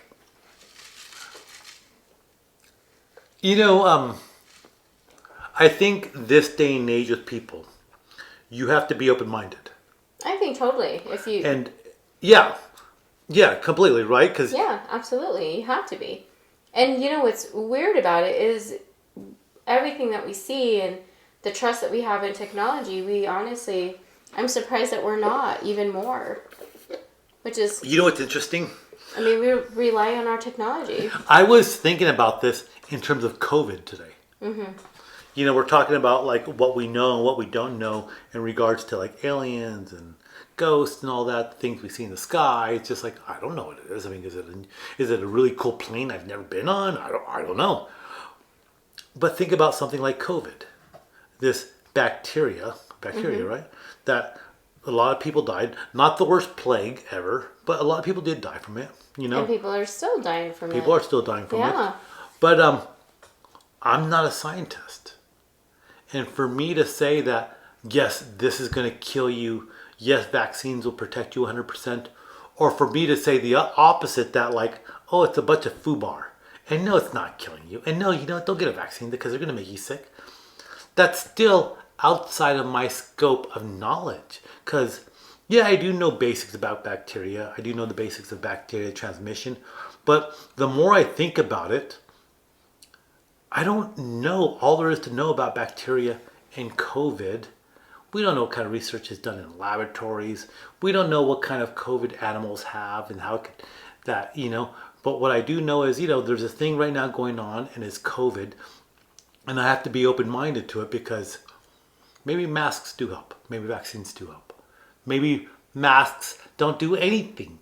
But also, maybe the vaccine doesn't protect you as much as they say it does. Maybe it makes you sick. I don't know that. I'm not an expert in it. And I think, with everything that we're talking about, it really came back to me of like, I'm not a bacterial scientist. Yeah, I'm not a we don't know COVID. how this virus I'm not a works. COVID professional. But all we know is because of our line of work is that we've had to just do it and trust that everything has been Be said. open-minded. And we have to do it. I mean, whether we agree with it or not, whether our personal Right. choice to take the vaccine or not is Right. present, we still have to endorse this because of what we do. What we do. And I think, kind of a good faith measure, I don't want people to get sick, so maybe I should get it. I don't know. The one thing I know for sure is I cannot tell you as a human being to get the vaccine or not to get the vaccine. I couldn't make that choice for anybody. I Yeah. know that personally I struggled with it, but I still did it. And Now, if I was going to go to see a bunch of old people, go see a bunch of kids, they had pretty good odds of getting it, maybe I'd wear a mask. Yeah. Because, I wouldn't want somebody coming up to my home just coughing their mouth away and like, oh, excuse me. Yeah. I would be like, no, dude, there's a door. Show you what. I don't know. But it's funny, like talking about paranormal and aliens and all that, because when you bring it close to home, I don't know much more about this COVID thing than you do. no, And we just rely on what we're reading, what we're trying to Right. know about it, what Absolutely. is presented, and there's And- always lots of And it's funny sides to because it. you have people that are absolutely for the vaccine, masks, and everything, and then you have the flip side of the argument: people that are absolutely against it Oh, yeah. and all that stuff, and herd immunity and all that. But you have the scientific community, which is probably like that big. You know what I mean? Well, The scientific community is 7 Yeah. billion people on the earth. 7 billion. You have to remember numbers. So I remember talking about how big the universe is. Yeah. 7 billion people on the earth. Probably the scientific community is that big. Mm-hmm. But then you have, like aliens, you have one end of the spectrum saying like, yes, do everything you can to protect yourself from COVID. And then you have the complete opposite end of the spectrum that says it's a bunch of foobar and you can't, and don't do any of that stuff because it's going to kill you. And the only thing I realized in terms of thinking about lights in the sky is like, I don't know that much more about something right now that's happening like COVID. And the only thing I can do for myself is protect myself. Yeah. Maybe wash my hands more. Maybe wear a mask. And maybe try to figure it out how it works. Because if anything, the only thing I can tell you for a fact with personal experience is like the whole year we were wearing masks. Yeah. I didn't really get sick. Yeah. And Yeah. Like it was kind of weird. You didn't really, there wasn't a lot of people getting sick from the flu. Or, Oh my God, a flu shot always wrecks me. And, the first time I did get sick, I had allergies and I wasn't wearing my mask as often. And I thought I was dying. I thought, what happened? Why am I But think sick? about It was that, allergies. Though. Think about that. How much do you know about ghosts, whether you believe it or not? I don't know anything about it. I just know that. How much do you know about UFO and like this extraterrestrial technology, whether you believe it or not? How much do you know about anything, that? But I'm going to be certified next week when I get my certification online.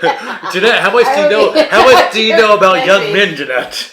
Wow, I will be getting my certification and online too. No, I'm just kidding. But mind blown. How much do you know about COVID though?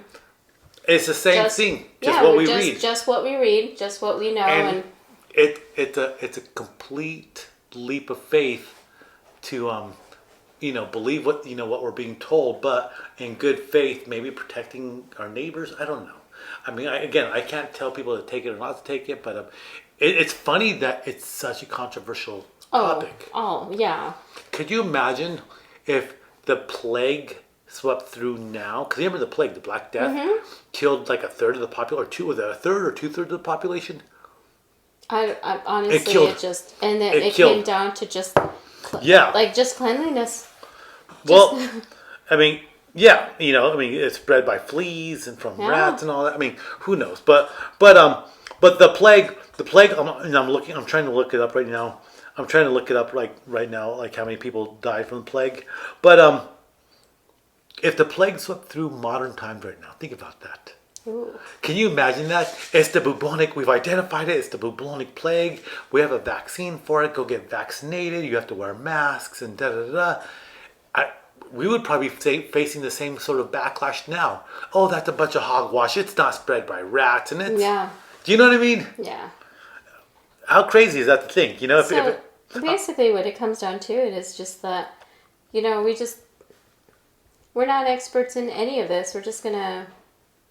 Yeah, I think you try to be open-minded. You as a person, and I'm trying to text how many people died. It's funny because I use swipe, and when I swipe words, like how many people did from the plague, and they should have been died. How many people did?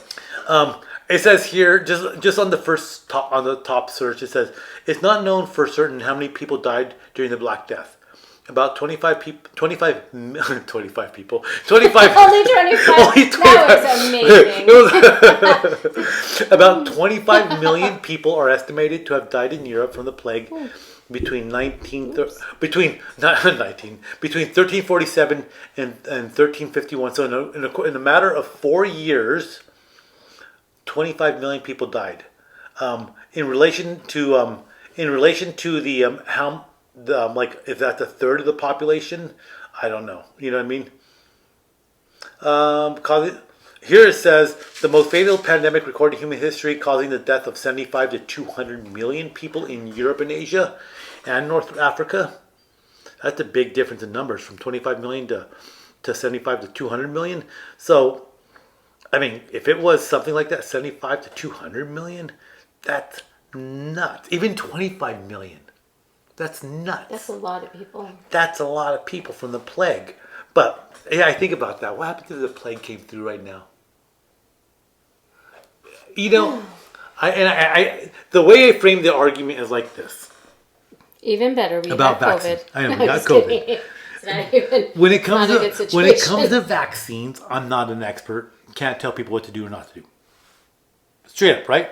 But what I can say is, if we all go buy a car, we all go buy brand new cars today. You know, like 100, 200 of us go buy brand new cars. We have 200 brand new cars. There's going to be at least one or two people that get a lemon. Well, absolutely. Right? Look at our friend that bought a Tesla and the seals don't, the windows, the tolerances are off and the seals around his tolerances don't, or Tesla don't seal right and he leaks. Yeah.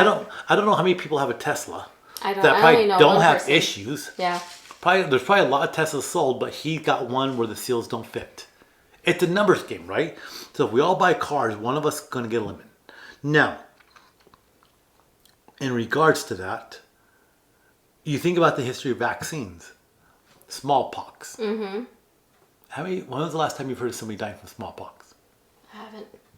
Polio. Yeah.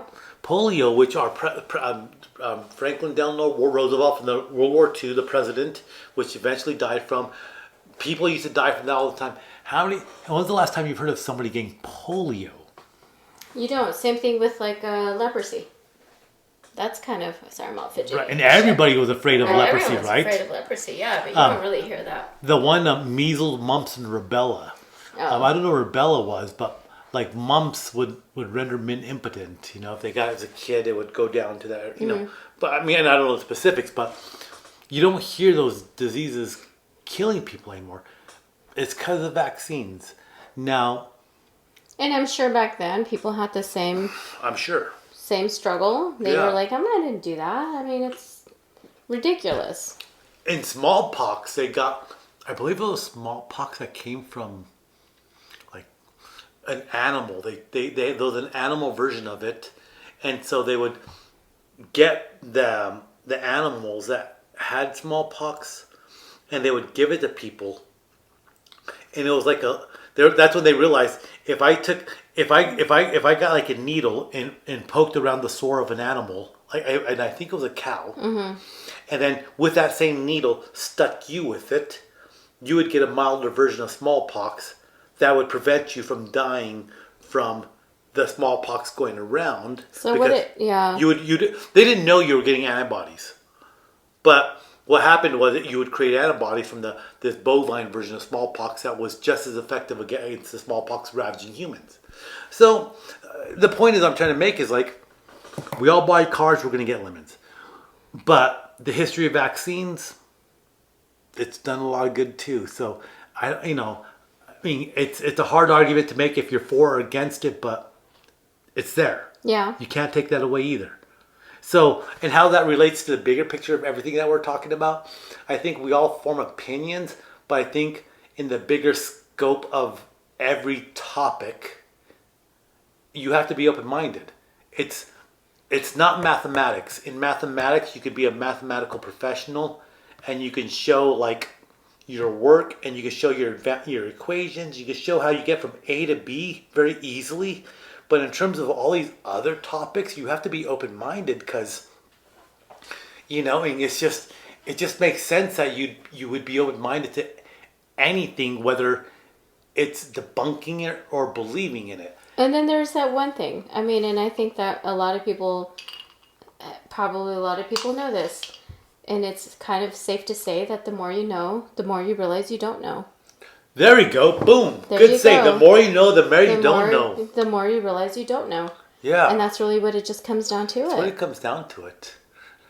Imagine a zombie apocalypse. Imagine like if people started turning into zombies. Like how would that go? Oh my God, don't get the vaccine. It's turning you into a zombie. And other people are like, get the vaccine. It'll prevent you from becoming a zombie.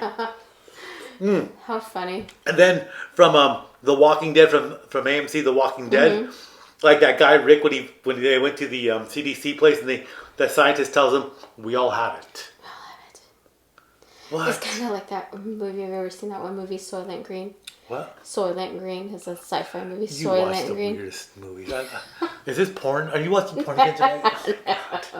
This is what I have to do. If you don't watch it, I'm telling you. Yeah. The realization at the end, oh my God, Soylent people is made of humans. Oh my God! I will make you an expert in movies.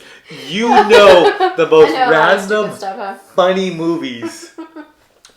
Yeah, I think about the zombie apocalypse. Like, next time we'll talk about Idiocracy. I need to watch it first. I don't think I've seen it. No, that's the one. That was the one where Luke Wilson and I've seen it. Then like they're giving like that Gatorade thing to the plants, and why is it not? The plants like the electrolytes. The plants like the electrolytes. They like the electrolytes. So, why wouldn't plants like electrolytes? Though? Because it has electrolytes. Why wouldn't they like electrolytes? Though? I feel like plants would need electrolytes. Hey, should we do an experiment and feed plants Gatorade? We can feed your plant. Let's feed your cats electrolytes. See how they do. Oh my God. Oh my, Mark! I don't know. My cats are off the wall. I feel like we're still going off topic, but I really feel like, there's always a lot of stuff we could talk about. But there is. I think in the spirit of this, I think really what it comes down to is having a little faith and just knowing that we don't know as much as we think we know. I think that's pretty legit. Have faith and realizing we don't know as much as we think we know. Yeah. I have so many friends that believe in so many things that are like not of this world. It's just out there. You weird. And the things that they tell me so add up. Do you know what I mean? Ooh, we should talk about that next time. Oh gosh, no, I'm not gonna. I wouldn't talk about stuff without permission and all that, but we should talk about maybe look up some common conspiracy theories and explore that. Dude, I'm sure JFK. I mean, I don't know. I think there's so many things we can do. I think the fact that we got this going, I think it's good. I think I want to see if Matt does want to come back again. I'd like to get my. Things like popping like crazy. I don't know what. Maybe I'm over tightening it. I don't know. I do need to get my third mic. Okay, stop popping. I'm glad we got some lighting going on. Yeah, I'm glad we got This is really good. Every time, I don't think people realize this, but every time it gets better and better. We get one more new thing. I like the stools we have. I like the table. I like this. I do like this format better than sitting back. Yeah. So yeah, we make all sorts of strides in the things we do. We'll probably get another mic. Whenever I have a chance, I look up software to see if there's audio leveling software to make the audio, because I know our friend was telling us to fix the audio, and it's kind of for the actual hardware, it's expensive. Wow. So I've been trying to find the software, and if any of you are listening, how many viewers do we have right now? I think we have 3 people that faithfully listen to us. Nice. Thank you, 3 people. We know we're gonna have a giveaway. You have a 1 in 3 chance of winning the game. Hey, maybe the prize could be one of our wonderful bottles of liquor that we've tried. Oh, I know, right? I'm actually just going to our analytics to see how many people we have that have listened to us. We've had a couple of comments. It's been kind of cool, I think our highest viewed episode still so far has been episode 1 with 41 views. Nice. I will say this, probably this coming month I'll go skydiving again. Nice. Oh, are you going to bring a group of... Everybody wants to go skydiving with me. Everyone has a death wish. What? Is there something to that? I don't know. If you don't... I was just being funny. I think when you reflect, you have to put things in perspective. Yeah. And what's funny is the higher you go up, the more of you can see. And you know what I mean? You see little vehicles that look like ants. And it makes you realize how small you are in the world. The world's a big place. Most people can get that thrill just by going up in a plane and taking the window seat. So yeah, I'll be doing that. And I'll just take a plane. I'll take a plane. I always tell people I'll be going on my 4th jump, I think. You've been doing this. I've been doing this. And I'm sure you're going to get my license eventually. Yeah? Hopefully when it gets cheaper. But the butterflies are always there. You never lose the butterflies at the door. And of course, at the door being, you're standing at the edge of a plane, 20,000 feet up in the sky. And the butterflies are always there, but it's always just as exciting, and it's always funny to take a person that's jumped the first time. Oh, you did that last time. Yeah, I've done that a couple times already. I've taken 3 people who made their first jumps with me, and I can tell you who they are. The fear and the excitement that they've all faced. Are those 3 people still wanting to go? Yeah, I know one of them for sure, right? Our no, friend? like all 3 of them have mentioned they want to go. A number of my other friends, I have like a gym friend that wants to go. I have a nurse friend that wants to go. A friend from El Paso that wants to. It's like, dude, you're gonna get a big old group of people. I should get free jumps. Like, hey, I fly to El Paso. Like, if you want to sponsor us.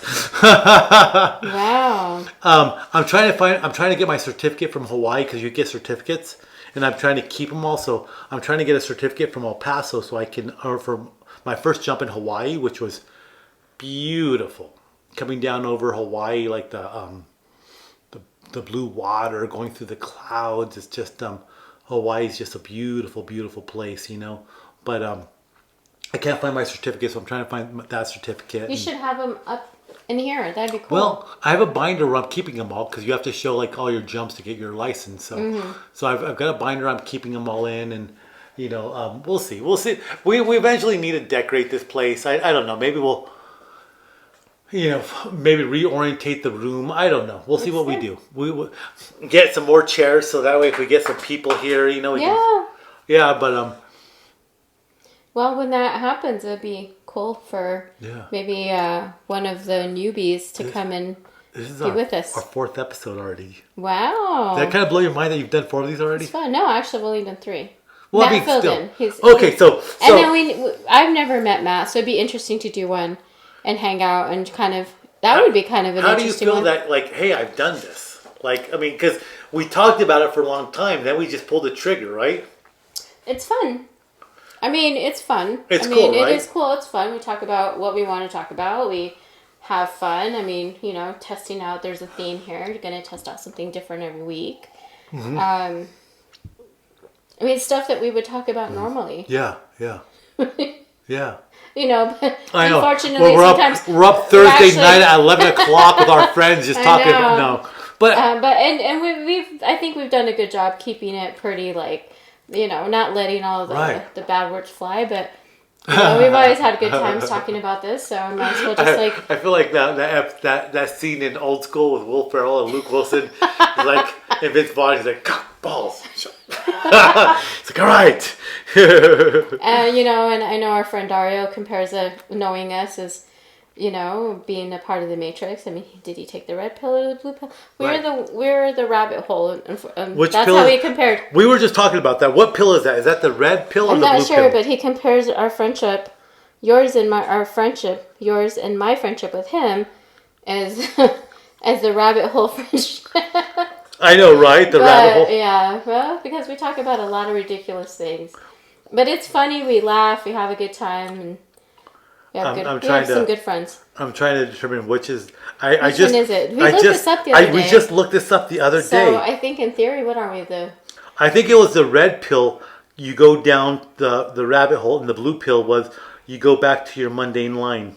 Well, we're not the mundane, we're the rabbit hole, apparently. Right, let me see. Which...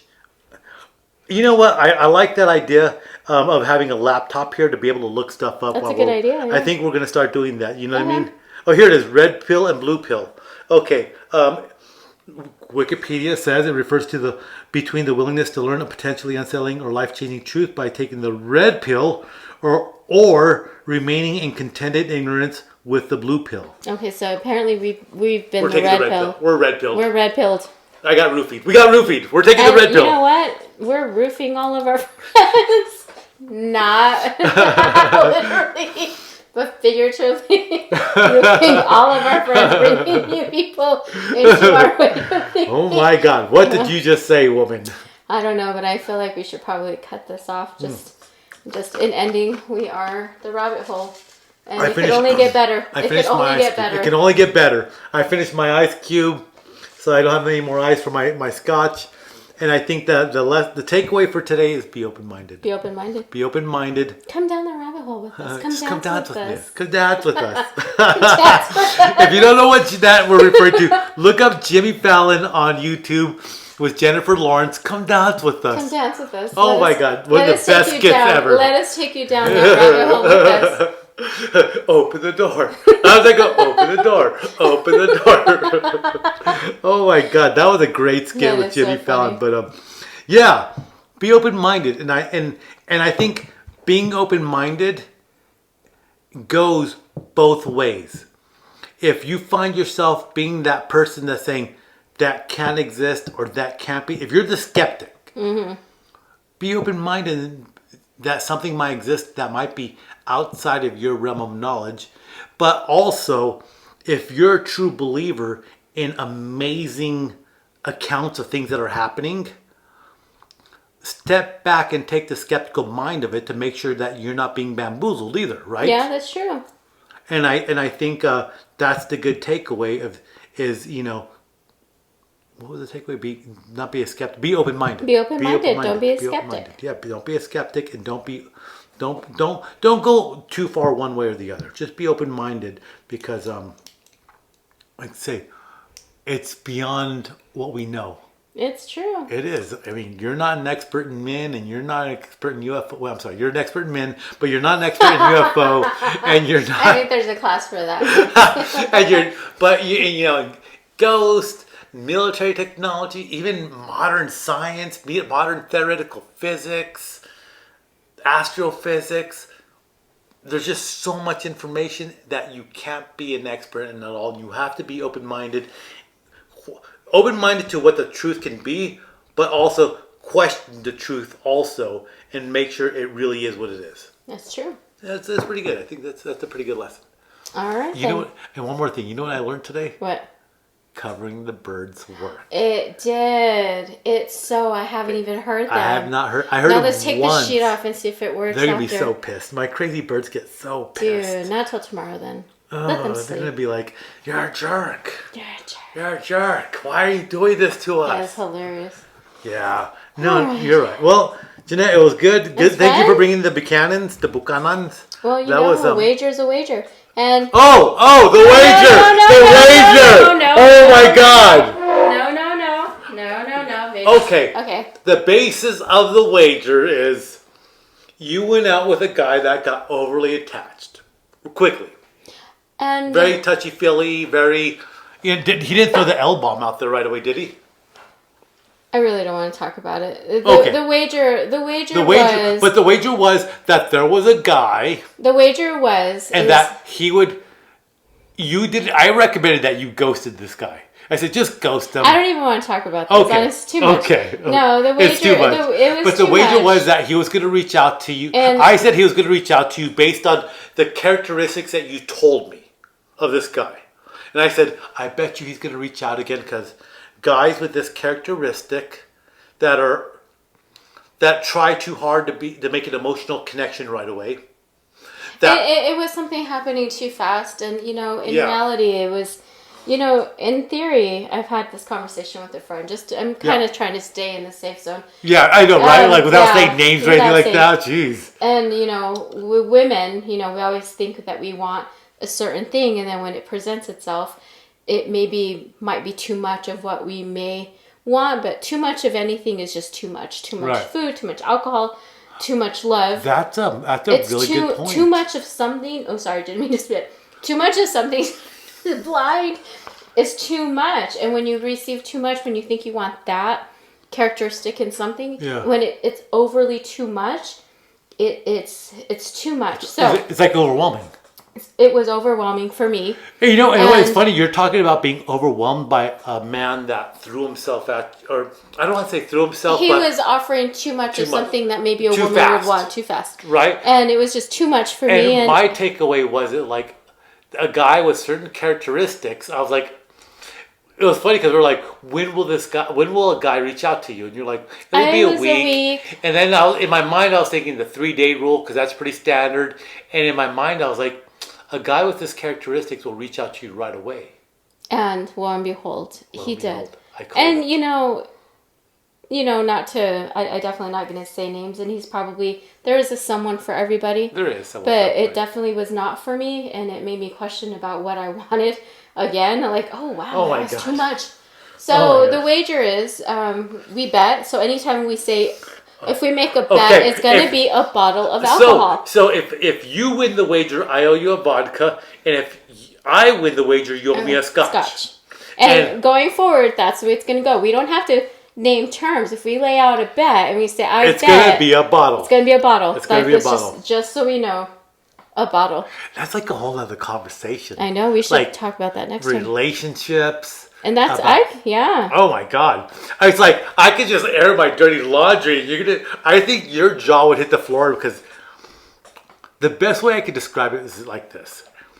Me and my friend Travis were going snowboarding once. We were going to, to the mountain, the reservation to go snowboarding, right? And that's my snowboard actually right there. Oh, the TV. And he was asking about the way I grew up and all that, and like how I was. And I was describing myself to him. And he goes, and it was about like 15 minutes into the conversation when I'm telling him how I was raised and all that. And he kind of like, while he's driving, he goes, dude, what happened? And I go, what do you mean? He goes, you sound like you were such a nice, caring, sweet person. And I'm like, so what are you getting at? And he's like, and I was like, what are you getting at? And he goes, dude, you're such an asshole. And I was taken aback. I was like, oh. I'm hurt. I am nice.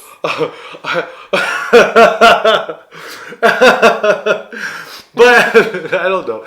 But it's just funny. Like, yeah, that's like a whole other conversation. Dating and women's perceptions of things. I could go so many ways. Us guys perceive what we think women want, what women actually do want, what happens when we actually give it to them. I mean, the things we do, or like not reading it. I don't know. There's just that's maybe a conversation we could probably have with your friend. And which friend? The one we want to invite, Matt. Oh yeah, we can invite Matt for next time. I think we're all experts or non-experts. I need to get another stool. Yeah, we do. We got 2 mics and 2 stools. We got to get 3 mics and 3 stools. All right. Well, mathematical equation, Jeanette. I know. What? All right, I know. It's all about the numbers. It's a numbers game. It's a numbers game. It was an interesting talk. We saw lights in the sky. We don't know what they were, and the takeaway was be open-minded. Be open-minded. Just be open-minded to anything out there. You know what I mean? And don't be afraid to come down that rabbit hole with us. So.